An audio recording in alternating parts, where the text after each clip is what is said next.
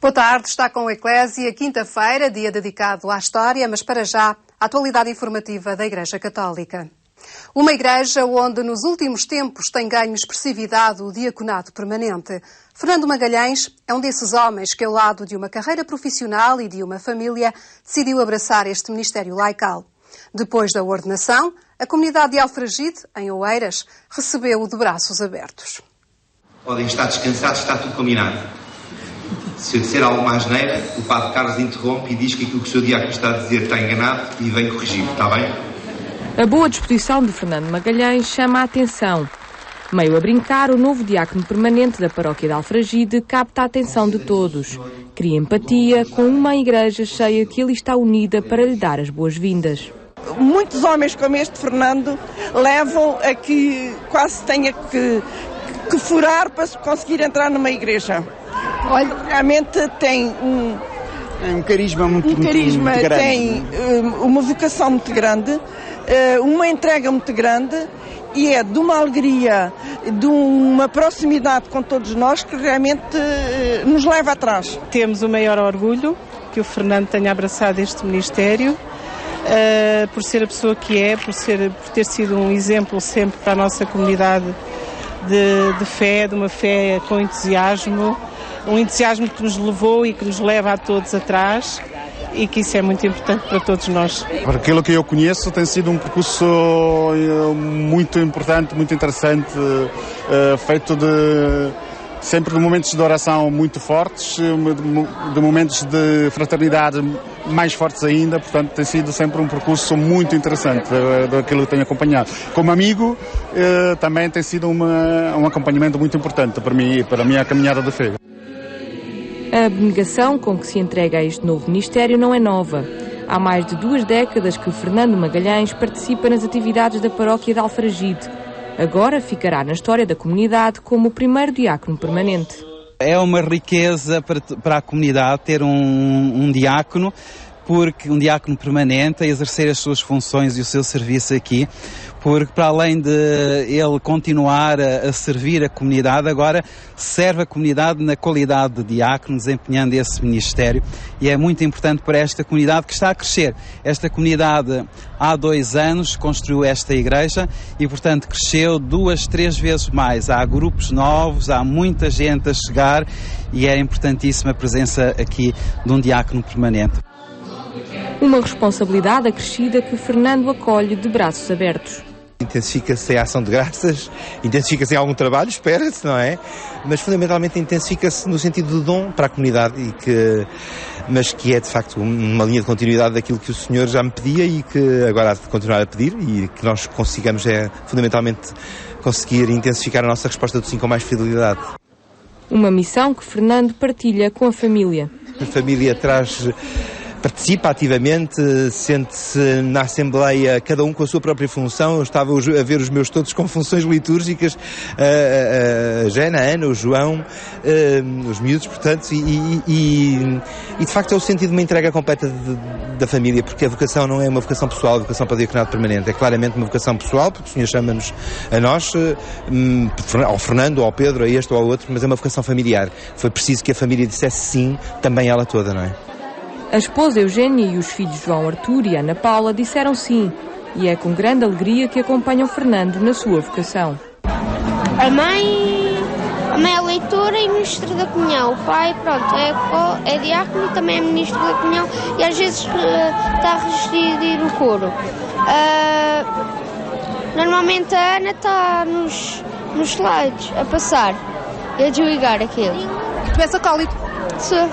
É uma bênção, é uma alegria imensa aquela que nós estamos a sentir e a viver, porque acho que Deus entrou assim com toda a força. Dissemos sim e é um sim que envolve muita coisa em termos de disponibilidade, de entrega, mas eu penso que essa também é a nossa forma de ser família e a partir do dia em que nós dissemos sim, tem vindo a ser uma avalanche de muita paz, muita alegria, muita tranquilidade, e eu penso que essa foi uma forma de Deus nos abraçar, pelo sim.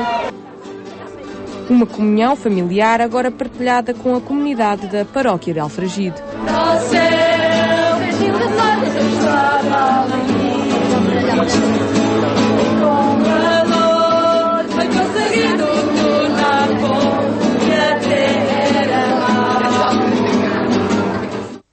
A história de Fernando é uma das histórias vocacionais que lhe damos a conhecer no próximo 70x7, já no próximo domingo. A Igreja Católica dinamiza a presença pastoral nos diferentes setores do turismo através de uma estrutura recentemente formada e que começa a apresentar os primeiros projetos. Neste verão, o diretor da Obra Nacional da Pastoral do Turismo enviará uma carta às comunidades eclesiais com indicações concretas e execuíveis. Este é o primeiro verão que passa, estando constituída a Obra Nacional da Pastoral do Turismo. Trata-se de uma estrutura da Conferência Episcopal Portuguesa, formada este ano para dinamizar a presença da Igreja Católica nos diferentes setores do turismo em Portugal. Praias, termalismo, património, santuários, peregrinações, são áreas onde pretende atuar com iniciativas e projetos que integrem diferentes ações já em cursos e reúnam recursos existentes. Para este primeiro ano, a prioridade é fazer chegar a todas as comunidades uma carta programática. A minha primeira preocupação para já também neste momento, e neste verão em concreto, será, efetivamente, lançar uma carta programática com alguma sensibilização para este trabalho, a sua necessidade, a necessidade de organizar e com algumas indicações concretas também que possam ser já execuíveis no contexto das comunidades diocesanas e nas comunidades paroquiais. Depois, com o início do novo ano pastoral, em setembro, a programação da Obra Nacional da Pastoral do Turismo irá desenvolver-se nas diferentes áreas que integra e que não estão voltadas apenas para a costa portuguesa. Nós ficamos muitas vezes cativos da nossa costa e do nosso litoral, e não é verdade. Ainda há dias visitava um site das aldeias históricas, enfim, na zona da Beira. Nós temos um património imenso e vasto. Para além de que, até mesmo no período de verão, em termos digamos, de recreio, ou de possibilidade de viver esta época balneares, não passa só pelo litoral. Temos muitas outras praias fluviais, por esse Portugal além, enfim, que de facto são espaços de acolhimento e que devem ser valorizados. Mas depois temos todo o património, eu referi as aldeias históricas, mas enfim, temos santuários, temos peregrinações, temos uma multiplicidade de elementos que devemos considerar exatamente e que fazem parte naturalmente também deste nosso cuidado, desta nossa solicitude enquanto Obra Nacional de Pastoral do Turismo. E portanto temos que olhar para o todo. E é o todo que os estatutos desta obra querem incluir. A sua definição e redação foram concluídas nesta reunião, seguindo-se agora o percurso na Conferência Episcopal Portuguesa até à respectiva aprovação. Eles informam sobre a organização da Pastoral do Turismo, os objetivos de cada setor e também os princípios que definem a presença da Igreja Católica na indústria do turismo. Em primeiro lugar, iluminar a realidade do turismo com a Palavra de Deus e depois promover, de facto, o turismo no sentido de olhar à luz também da doutrina social da Igreja. A atenção particular à dignidade da pessoa humana e também à perspectiva e à promoção do bem comum. Para atingir estes objetivos, a Obra Nacional prepara um conjunto de parcerias onde a formação de agentes da Pastoral do Turismo adquire prioridade. As parcerias vão ser estabelecidas a partir de agora, nomeadamente a perspectiva até da formação de agentes de Pastoral do Turismo. Claro que existe já um conjunto de iniciativas de algumas instituições, até eclesiais, católica, alguns institutos de ciências religiosas, no sentido de dar formação específica na área do turismo para agentes de Pastoral do Turismo, ou para agentes, enfim, sobretudo até guias, que possam de facto conduzir na visita ao património religioso, certamente que iremos avançar depois nesse sentido. Projetos a definir na próxima reunião da Obra Nacional da Pastoral do Turismo, marcada para o dia 18 de setembro, na Diocese do Algarve. A Conferência Episcopal Portuguesa manifestou a sua solidariedade para com os cristãos da Nigéria e condenou a chacina contra as minorias étnicas e religiosas que, segundo dados da CEP, já tiraram a vida a 3.000 cristãos nos últimos 3 anos. Nestes últimos anos, cerca de 3.000, mais de 3.000 cristãos foram trucidados, digamos, de alguma maneira, martirizados. É um belíssimo testemunho da sua fé, levada até ao extremo de dar a vida, mas que certamente é um problema de justiça, um problema de direitos humanos. Não vamos agora atribuir isto a uma religião, esta perseguição. As franjas de fundamentalismo existem em qualquer cultura e em qualquer religião. E que o apoio internacional é importante para que se possa restabelecer a paz e a justiça. Muitas vezes é por motivos étnicos, mas é a lei fundamental da convivência humana, sabermos vivermos com outros que são diferentes de nós. Declarações do porta-voz da CEP no final dos trabalhos do Conselho Permanente da Conferência Episcopal Portuguesa, que decorreu na última terça-feira, em Fátima. O senhor que se segue já faz parte da história do programa Eclésia e é sobre história que fala em cada quinta-feira. Dom Manuel Clemente traz-nos o passado do presente.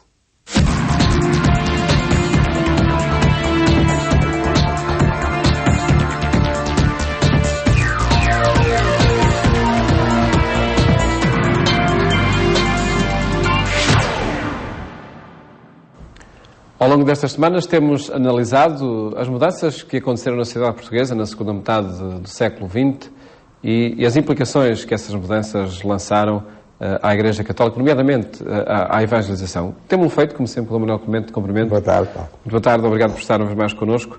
Para hoje, que vamos olhar que fator de mudança... Olha, um fator que teve uma enorme importância, que foi a relação dos portugueses, então ditos metropolitanos, com o Portugal ultramarino, que nos anos 70 vai acabar, não é?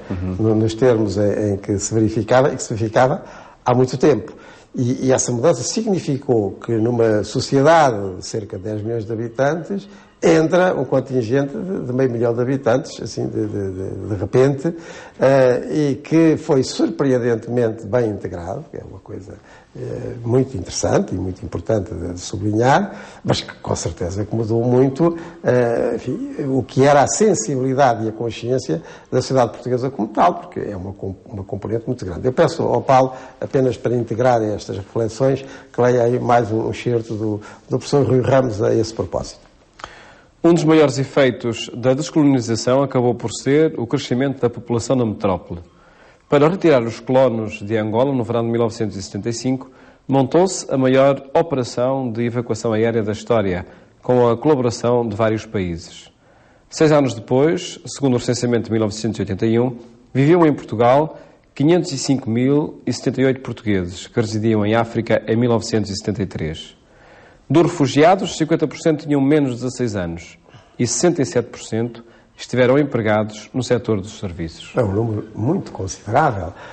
Antes de mais pela juventude, pela média etária, mas depois também pela quantidade, porque nós estamos a falar de uma população que de repente no ano entra em Portugal, mais ou menos o que é hoje a população da Madeira dos Açores.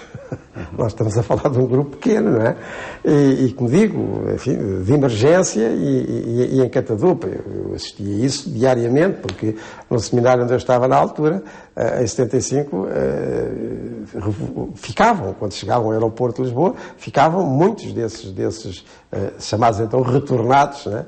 E que ali ficavam enquanto não fossem encaminhados, ou eles próprios não se encaminhassem para outros lugares. Portanto, foi uma coisa imensa, e com enorme impacto, e, digamos, único até nessa proporção. Claro está que Portugal foi sempre um país de onde se saiu e um país onde se recebeu.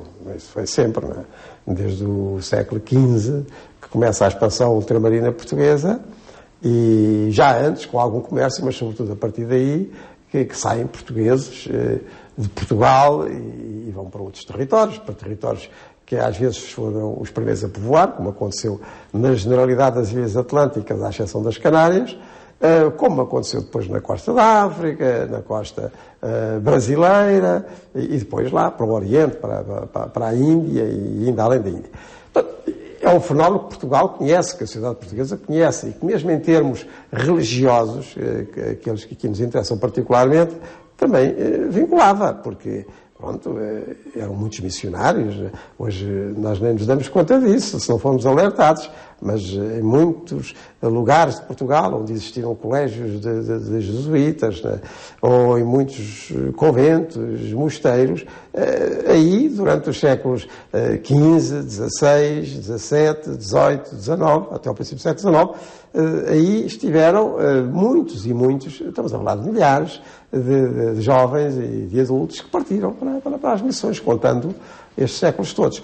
E isso marcava, com certeza, a vida portuguesa. Porque a mobilidade é um tema, claro, com muitos séculos. É algo muito estruturante na vida portuguesa.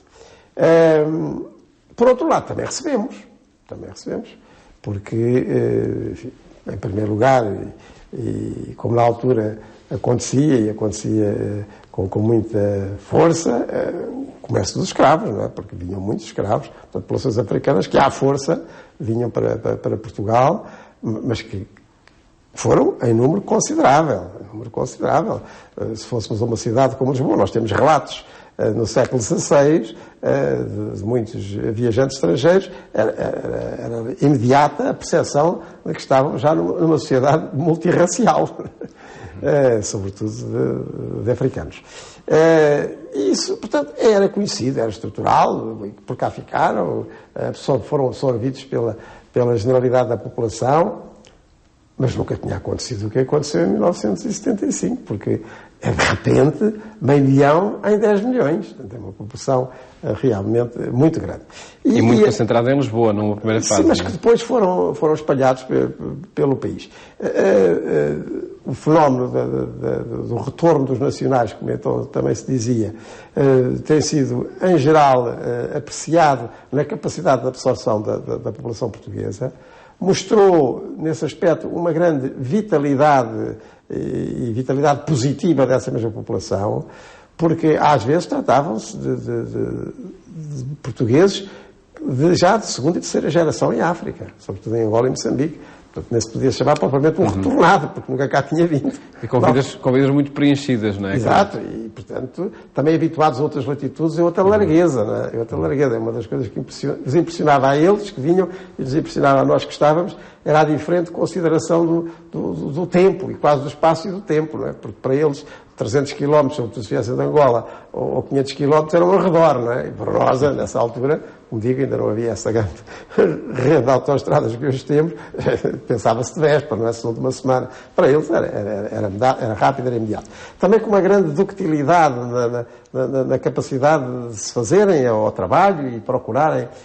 E isto acontece em 1975, tinha sido a Revolução de 1974, e nesse ano ela ainda estava com muita força, com uma profunda mudança social, económica e até cultural, e apesar de tudo, na generalidade foram absorvidos, população muito nova, também muitos que vinham de carreiras de funcionalismo público ultramarino e que a pouco e pouco também foram absorvidos cá, e isso deu à sociedade portuguesa, saída de uma revolução, e ainda em plena revolução, uma outra componente que acabou por ser determinante. Talvez isso ainda não tenha sido suficientemente analisado. Ou seja, se a sociedade portuguesa de 1975 não tem sido vitalizada, utilizemos o termo, por tantas pessoas, por tantos nacionais retornados, utilizemos o termo, que vêm para o funcionalismo, enfim, várias carreiras administrativas, de ensino, judiciais, etc., se não tem sido vitalizada, como digo, por esta componente, talvez o curso dos acontecimentos não tivesse sido exatamente como foi. Eles acabaram por ser um elemento de grande estabilização da sociedade portuguesa.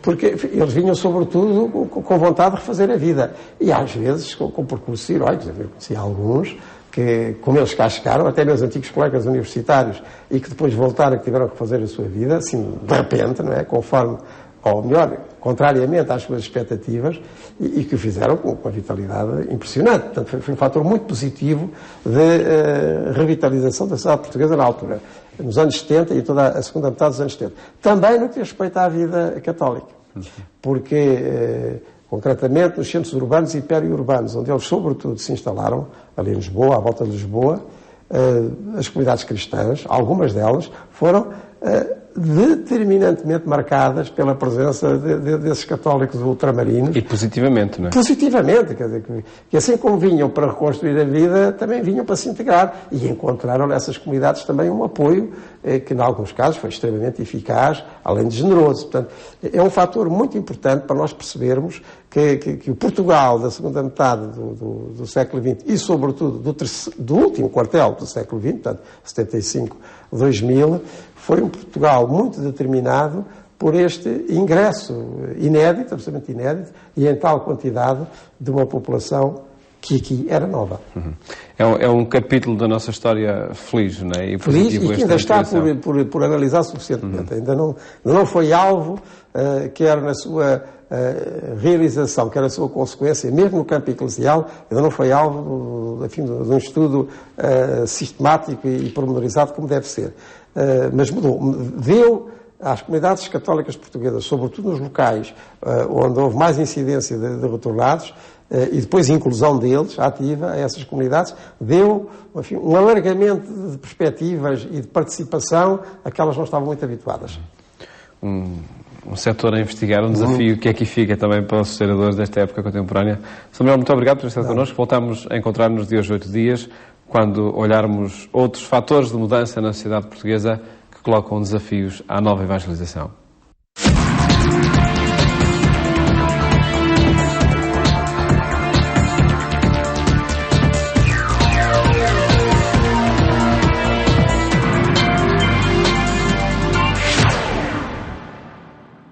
É tudo por hoje, voltamos amanhã, mas todos os conteúdos produzidos estão em agência.eclesia.pt, o portal multimédia da Igreja Católica. Fique bem e até amanhã, se os quiser.